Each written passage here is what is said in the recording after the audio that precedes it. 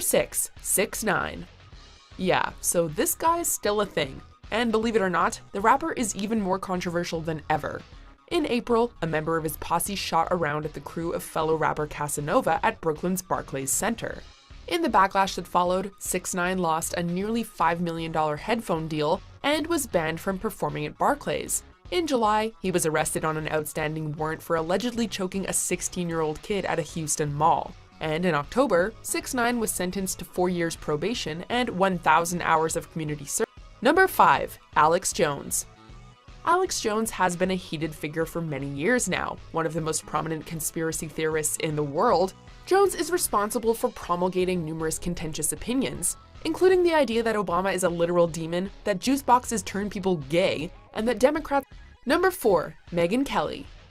In 2017, Megyn Kelly left Fox News for NBC in order to host Megyn Kelly Today. After more than a dozen years at Fox News, I have decided to pursue a new challenge. And it was an instant disaster. Critics called her unfit for daytime television, as her chilly personality failed to connect with the audience. Number 3. Kanye West. Kanye West has always been difficult to digest. Some may argue that it's part of his charm. Hey, everyone listen to this, please.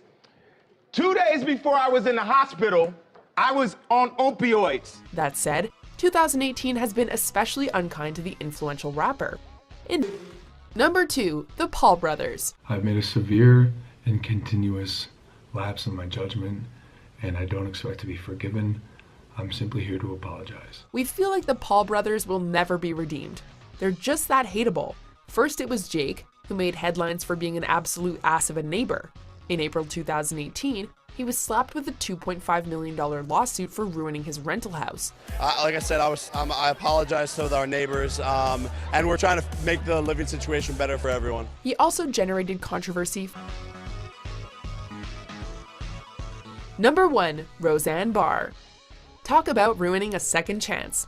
After a few years of relative obscurity, Barr and her sitcom Roseanne made a return to TV on March 27, 2018, to wide acclaim and massive viewer numbers. The spotlight was back on her, and it didn't seem to be going away anytime soon. This is our 45th anniversary, and I get to talk. She's finally coming out of her shell. Quiet, everybody. This newfound popularity lasted all of 2 months before she bungled it with an incredibly racist tweet comparing Obama's senior advisor Valerie Jarrett to an ape. ABC swiftly canned Roseanne and her sitcom, deciding instead to option a spin-off titled The Connors without Roseanne's involvement. Even Barr's biggest fans couldn't defend that one, and her co-stars happily left her in the dust. It's like the worst thing they could have possibly done to me was to fire me from my own show and let other people write my life story. I'm not going to watch it, and I'm not going to condemn it or say anything bad about it either. I'm just moving on from it.